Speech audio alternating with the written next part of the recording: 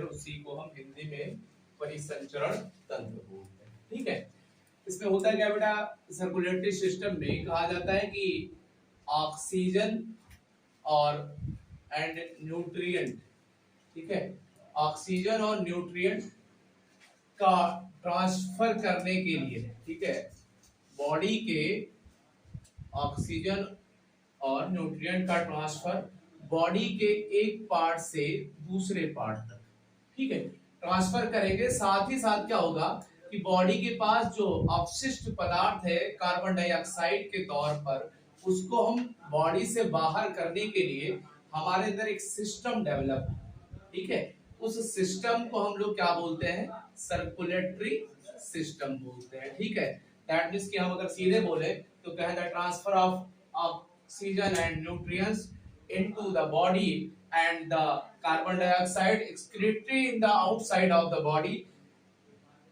develop of a system that is called of circulatory system। इसको हम circulatory system कहते हैं या परिसंचरण तंत्र कहते हैं। सीधी सीधी हिंदी में बोले तो कहें कि न्यूट्रिएंट और ऑक्सीजन को शरीर के एक पार्ट से दूसरे पार्ट तक ट्रांसफर करने के लिए, साथ ही साथ अवशिष्ट पदार्थ को शरीर से बाहर करने के लिए हमारे अंदर एक तंत्र पाया जाता है, उस तंत्र को हम परिसंचरण तंत्र कहते हैं। ठीक है, सर्कुलेटरी सिस्टम बोलते हैं। बात आती है कि सर्कुलेटरी सिस्टम्स और कितने टाइप्स के हो सकती है। तो सर्कुलेटरी सिस्टम जो होता है वो 2 टाइप्स का होता है।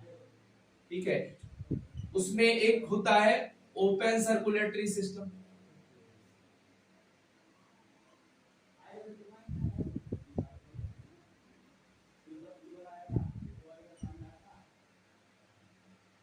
दूसरा होता है क्लोज्ड सर्कुलेटरी सिस्टम।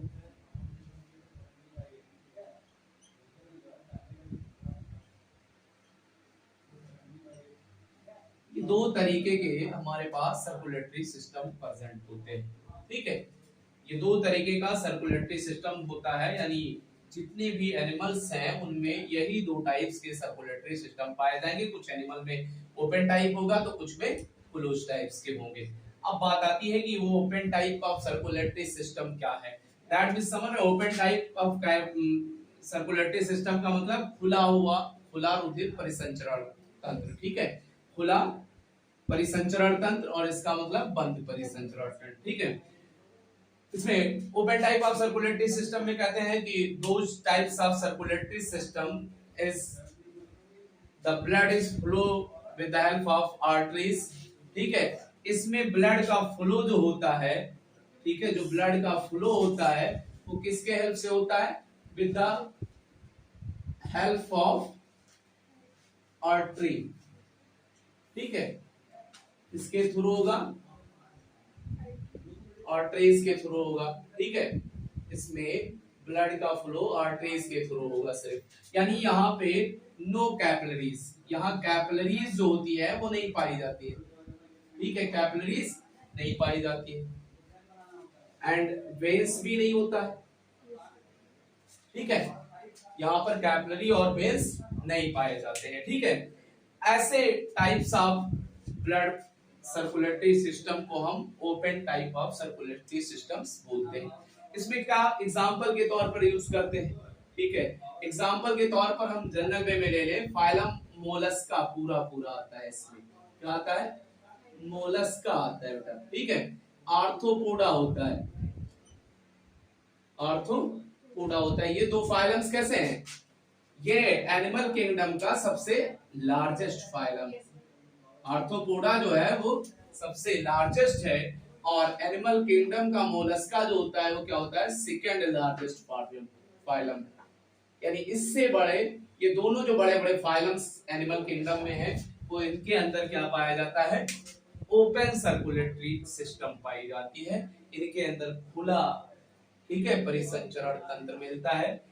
इसमें क्या और बात करें कि कैपिलरीज नहीं पाई जाएंगी, वेन्स नहीं पाया जाएगा। ठीक है, यानी इनके ब्लड का फ्लो सीधे सीधा होगा। जैसे फॉर एग्जांपल पे हम देखें मॉस्किटो आर्थ्रोपोडा, हमारे पास मच्छर होता है, उसमें अगर हम उनको डेड कर लें, उनको मार दें, और उनके अंदर अगर हम वेन्स या कैपिलरीज को देखने चले तो उनके अंदर कोई वेन्स और कैपिलरीज नहीं होती। या फाइलम मोलस्का की बात करें, हमारे पास एक कॉमन सा एग्जांपल होता है पाइला। क्या होता है? पाइला। ठीक है, इसका साइंटिफिक नाम होता है पाइला ग्लोबोसा। ठीक है, क्या होता है? Pila globosa. ठीक है, उसमें क्या होता है कि उसका भी, उसके अंदर भी कोई वेन वोन नहीं प्रेजेंट होता है, उसका भी ब्लड सर्कुलेशन सीधा सीधा चलता है, बाहर की मसल्स में पाए जाते हैं। No capillaries and no veins. ठीक है, यहाँ पर क्लोज टाइप में क्या होता है कि इसके अंदर कैपिलरीज और वेन्स पाई जाती है। इनका ब्लड फ्लो कैसा होगा? तो कहते हैं इसमें जो ब्लड फ्लो होता है, ठीक है, जो ब्लड फ्लो होता है विद द हेल्प ऑफ, ठीक है, with the help of arteries and, ठीक है, वेन्स। ठीक है, ये सारी चीजें आर्टरीज वेन्स पाई जाएंगी। अब कह रहे हैं हार्ट से ब्लड निकलेगा। ब्लड कहां से निकलेगा? हार्ट से निकलेगा, और वो आर्टरीज और वेन्स के थ्रू क्या करेगा? बॉडी के और पार्ट तक ट्रांसफर करेगा, वो फैला होगा एक सेल से दूसरे सेल्स की तरफ। तो इस तरीके के ब्लड वेस्कुलर सिस्टम को हम close type of blood vascular system बोलते हैं। फॉर एग्जांपल पे अगर हम यूज करें कि इसमें क्या होगा, तो सीधे सीधे हम फाइलम कार्डेटा यूज कर लेते हैं। क्या यूज कर लेते हैं? कार्डेटा, जिसमें हम है, या हम खुद को मान लें कि ये क्लोज टाइप सर्कुलेटरी सिस्टम किसमें होता है, तो सीधे सीधे हम ज्यादा दूर न जाके हैं ह्यूमन को ले लें। ठीक है, यानी ह्यूमंस में चीज होता है, कार्डेटा में ही ह्यूमंस पढ़ा जाता है। ठीक है, बाकी और जितने फाइलम से बहुत सारी चीजों में इस तरीके से होता है कि ये क्लोज टाइप का सर्कुलेटरी सिस्टम पाया जाता है। बात आती है बेटा कि सर्कुलेटरी सिस्टम पढ़ने निकले हैं, तो कुछ चीजें कॉमन वे में हमको और जाननी है कि इनमें स्टडी क्या होता है। ठीक है, तो बात आती है कि सर्कुलेटरी सिस्टम्स के अंदर क्या होता है। ओपन टाइप सर्कुलेटरी सिस्टम हमने देख लिया, हमने क्लोज टाइप का सर्कुलेटरी सिस्टम देख लिया। ठीक है, अब बात आती है कि सर्कुलेटरी सिस्टम के कंपोनेंट्स क्या क्या होता है। ठीक है, या हमारा जो ये रुधिर परिसंचरण तंत्र है, इसमें क्या क्या होता है। तो एक चीज हमसे बात आती है कि इसमें ब्लड्स की स्टडी होगी, ठीक है, इसमें हार्ट्स की स्टडी होगी, ठीक है, और इसमें ब्लड वेसल्स की स्टडी होगी। ठीक है, ये तीन चीजें, ब्लड यानी रुधिर, ठीक है, हार्ट्स हृदय, ठीक है, और ब्लड वेसल्स, इनके, ठीक है, स्टडी हमको करनी है। बात आती है ब्लड क्या है। ठीक है, तो ब्लड के बारे में अगर हम जानने चले तो इसको पहले थोड़ा सा डिटेल करते हैं ब्लड्स को, और कुछ चीजें इसमें और जानने की कोशिश कर रहे हैं। ठीक है, ब्लड्स क्या होता है, तो बात आती है कि ब्लड एक, ठीक है, ब्लड एक कनेक्टिव टिश्यू है। क्या है? कनेक्टिव टिश्यू है। ठीक है, ब्लड एक कनेक्टिव टिश्यू है। क्या आ जाता है, कैसा? कह लिक्विड है, तरल है, तरल संयोजी ऊतक लिखा जाता है। ठीक है, तो ब्लड एक लिक्विड कनेक्टिव टिश्यू है। ठीक है, लिक्विड कनेक्टिव टिश्यू है, यानी तरल संयोजी ऊतक। ठीक है बेटा, तरल संयोजी ऊतक। अब बात आती है कि ब्लड एक नॉर्मल में कितना होता है। ठीक है, तो नॉर्मल क्वांटिटी में जो ब्लड है वो वुमेन के अंदर, ठीक है, 4.5 टू, ठीक है, 5.5 लीटर होता है। ठीक है, कितना होता है? 5.5 लीटर। ठीक है, ये किसके अंदर होता है? वुमेन्स के अंदर, यानी दैट मींस की फीमेल के अंदर। ठीक है, यही कंडीशन, यही क्वांटिटी, यही रेशियोज कितने मेल्स के अंदर की बात की जाए तो ये मेल के अंदर होता है 5 to 6 लीटर। कितना होता है? 5 to 6 लीटर। ठीक है, अब बात आती है कि ब्लड का पूछा जाता है पीएच कितना होता है। कितना होता है ब्लड का पीएच? तो कहते हैं 7.4 होता है। ठीक है, कहा जाता है ब्लड की ग्रेविटी, स्पेसिफिक ग्रेविटी कितनी होती है। ये सारे एनसीईआरटी के क्वेश्चंस हैं, ठीक है। ब्लड की स्पेसिफिक, ठीक है, ग्रेविटी कितनी होती है, ठीक, स्पेसिफिक ग्रेविटी ये होता है बेटा 1.52, ठीक है, 1.06, ठीक है, ये इसकी क्या होती है, ग्रेविटी होती है ब्लड की, ठीक है। अब बात आती है ब्लड के अंदर और कौन कौन से कंपोनेंट्स पाए जाते हैं, ठीक है। तो ब्लड्स के अंदर कंपोनेंट जो मिलता है, उस कंपोनेंट की बात की जाए तो उसमें प्लाज्मा मिलता है, क्या मिलता है, प्लाज्मा मिलता है, ठीक है। प्लाज्मा क्या है, तो कहते हैं प्लाज्मा एक येलो लिक्विड पार्ट क्या है, ये एक येलो लिक्विड सब्सटेंसेस है, क्या है, येलो लिक्विड सब्सटेंसेस है। ये टोटल ब्लड का जितना भी हमारे अंदर रुधिर पाया जाएगा, जितना भी ब्लड पाया जाएगा, उसका कितना 55% होता है, ठीक है, प्लाज्मा। अब बात आती है कि प्लाज्मा के अंदर जो भी प्लाज्मा होगा उनमें 92% वाटर होता है, कितना होता है, 92% वाटर होता है। बाकी जो 8% है, उस 8% में क्या होता है, उस 8% में प्रोटीन होती है, क्या होता है, प्रोटीन होता है, ठीक है। प्रोटीन में जनरली वे में 3 तरीके के प्रोटीन्स पाए जाते हैं इसमें, ठीक है। वो जो प्रोटीन्स की बात आती है वो 3 प्रोटीन्स होते हैं, ठीक है। वो 3 प्रोटीन्स कौन से होंगे वो देखेंगे और उसके साथ उसका फंक्शन जानेंगे, ठीक है। एक प्रोटीन होता है जिसे हम लोग एल्ब्यूमिन बोलते हैं, ठीक है। दूसरा एक होता है जिसको ग्लोब्यूलिन बोलते हैं, ठीक है।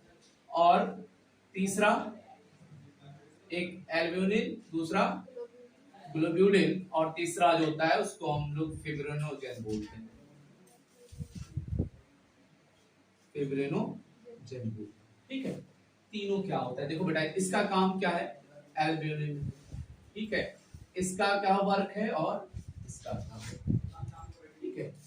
देखो ये ग्लोब्यूलिन लिखा हुआ है, इससे सीधा एक चीज जान लीजिए, यहां से गामा ग्लोब्यूलिन बनेगा, क्या बनेगा, गामा ग्लोब्यूलिन बनेगा, ठीक है। इसका वर्क क्या होगा, ये इम्यूनिटी प्रोवाइड करेगा, क्या करेगा, इम्यूनिटी प्रोवाइड करेगा, इम्यूनिटी प्रोवाइड करेगा, ठीक है। अब इम्यूनिटी प्रोवाइड करने का क्या मतलब, it defence against to disease, ये डिजीज के अगेंस्ट डिफेंस करेगा, यानी हमको रोग से प्रतिरोधक क्षमता देगा, ठीक है। यानी गामा ग्लोब्यूलिन का क्या काम होगा कि ये रोग के अगेंस्ट हमको क्या प्रोवाइड करेगा, हमको प्रतिरक्षा देगा, शरीर को रोग से लड़ने के लिए, ठीक है। फाइब्रोनोजेन का क्या काम होता है, फाइब्रोनोजेन का काम होता है ये ब्लड क्लॉटिंग में, ठीक है, इसमें ब्लड क्लॉटिंग में, ठीक है, और एंड प्रिवेंट्स ऑफ ब्लड, ठीक है। ये ब्लड के क्लॉटिंग में और ब्लड के प्रिवेंटिंग में हेल्प करता है, ठीक है। Maintain the osmotic blood pressure, इसका वर्क होता है कि ये ब्लड के ऑस्मोटिक प्रेशर को मेंटेन करता है एल्ब्यूमिन। ये 3 फंक्शंस किसके हैं, ये प्रोटीन्स के हैं, ठीक बेटा। इसके बाद में कुछ इनऑर्गेनिक और ऑर्गेनिक कंपोनेंट्स भी ब्लड के अंदर पाए जाते हैं, ठीक है। जैसे इनऑर्गेनिक कंपोनेंट्स पाए जाते हैं कुछ, ठीक है, कुछ इनऑर्गेनिक कंपोनेंट्स मिलते हैं और कुछ ऑर्गेनिक कंपोनेंट्स भी मिलते हैं, ठीक है। ऑर्गेनिक कंपोनेंट्स मिलते हैं हम लोगों को, ठीक है, यानी कुछ ये है, ठीक है। ये हमारे ब्लड्स के अंदर, ठीक है, इनऑर्गेनिक और ऑर्गेनिक दोनों तरीके के कंपोनेंट्स भी प्रेजेंट होते हैं। इसमें से जो ऑर्गेनिक कंपोनेंट्स है जैसे लाइक ऑफ ग्लूकोज, ठीक है, क्या है, ग्लूकोज, ठीक है। कार्बोहाइड्रेट, क्या है, कार्बोहाइड्रेट्स, एक्सेट्रा बहुत सारे, ठीक है। हमारे पास जो ऑर्गेनिक कंपोनेंट्स हैं उनमें बहुत सारी चीजें, जैसे इनऑर्गेनिक में ये तो शायद उल्टा हुआ, ठीक है। ऑर्गेनिक कंपोनेंट्स में ग्लूकोज आएगा, ठीक है, और ये हमारे जाएंगे इनऑर्गेनिक कंपोनेंट्स में, ये उल्टा लिख गया है, नीचे का ऊपर हो गया है, ठीक है। ये ऑर्गेनिक का यहाँ आएगा, ठीक है, ये ग्लूकोज, ठीक है, कार्बोहाइड्रेट, ठीक है, एक्सेट्रा बहुत सारे कोलेस्ट्रॉल्स हैं, फैट्स हैं, ये सारी चीजें इसी में आएंगी। इनऑर्गेनिक कंपोनेंट्स में लाइक ऑफ सोडियम, पोटेशियम, ठीक है, कैल्शियम, ये एक्सेट्रा, ये सारी चीजें हमारे अंदर ब्लड्स के अंदर कंपोनेंट्स के तौर पर, इनऑर्गेनिक और ऑर्गेनिक कंपोनेंट्स के तौर पर पाई जाती है। दूसरी बात आती है कि ब्लड्स में और क्या है, तो हमको पता है कि ब्लड्स कितने टाइप्स के होते हैं, आगे हमको स्टडी करना है इसी ब्लड्स से लेकर कि ब्लड्स के कॉर्पस कितने होते हैं, ठीक है। या पहले वो हम पढ़ लें कि ब्लड्स कितने टाइप्स के होते हैं, या हम पहले पढ़ लें कि ब्लड ग्रुप्स क्या होता है और उसमें क्या क्या होता है, ठीक है। बात आती है कि इसमें अगर हम देखने चलें कि ब्लड ग्रुप्स पे लेके चलें, ठीक है, या कॉमन वे में चलो ब्लड्स के टाइप्स जान लेते हैं। तो हमको मालूम है कि कितने तरीके का होता है, 3। एक होता है आरबीसी, ठीक है, डब्ल्यूबीसी और प्लेटलेट्स, ये 3 चीजें होती है, ठीक है। आरबीसी, डब्ल्यूबीसी और प्लेटलेट्स, इसको हम रेड ब्लड सेल्स बोलते हैं, ठीक है, इसको व्हाइट ब्लड सेल्स बोलते हैं, ठीक है, और ये प्लेटलेट्स को प्लेटलेट्स, ठीक है। अब एक चीज और बता दें पहले ही, देखो बेटा, स्टडी ऑफ ब्लड को क्या कहते हैं, स्टडी ऑफ ब्लड, ठीक है, उसको हम बोलते हैं हीमोटोलॉजी। क्या बोलते हैं? हीमोटोलॉजी, ठीक है, यानी रुधिर के अध्ययन को क्या कहते हैं? हीमोटोलॉजी बोलते हैं। फॉर्मेशन ऑफ ब्लड को क्या बोलते हैं? ठीक है, यानी ब्लड के फॉर्मेशन के लिए क्या टर्म यूज करते हैं? फॉर्मेशन ऑफ ब्लड, ठीक है, तो फॉर्मेशन ऑफ ब्लड को हम बोलते हैं हीमोपोएसिस। क्या बोलते हैं? हीमोपोएसिस, ठीक है, हीमोपोएसिस, ठीक है। तो यहां से एक चीज आया कि स्टडी ऑफ ब्लड को हीमोटोलॉजी और फॉर्मेशन ऑफ ब्लड को हीमोपोएसिस। देखिए, इसका रेड ब्लड सेल्स का या आरबीसी का एक और नाम होता है, इसको हम लोग एरिथ्रोसाइट्स भी बोलते हैं। क्या बोलते हैं? एरिथ्रोसाइट्स बोलते हैं, ठीक है। इसको क्या बोलते हैं? ल्यूकोसाइट्स। क्या बोलते हैं? ल्यूकोसाइट्स, ठीक है, ठीक, एरिथ्रोसाइट्स और ल्यूकोसाइट्स। अब बात अगर आए, कोई कहे कि फॉर्मेशन ऑफ रेड ब्लड को क्या बोलेंगे, तो एरिथ्रोपोएसिस। ये पोएसिस वर्ड रहेगा, ठीक है, बस सिर्फ इसके आगे क्या लगा लेना है? एरिथ्रो लगा के उसके आगे क्या जोड़ देना है? पोएसिस जोड़ देना है। अगर ये डब्ल्यूबीसी में कोई पूछे कि फॉर्मेशन ऑफ डब्ल्यूबीसी को क्या बोलते हैं, तो ल्यूकोपोएसिस, ठीक है। तो फॉर्मेशन ऑफ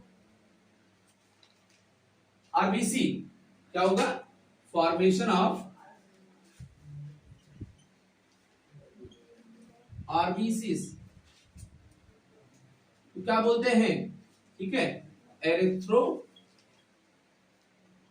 एरिथ्रोपोएसिस। क्या बोलेंगे? एरिथ्रोपोएसिस, ठीक है। और इसको क्या बोलेंगे? ल्यूकोपोएसिस। क्या बोलेंगे?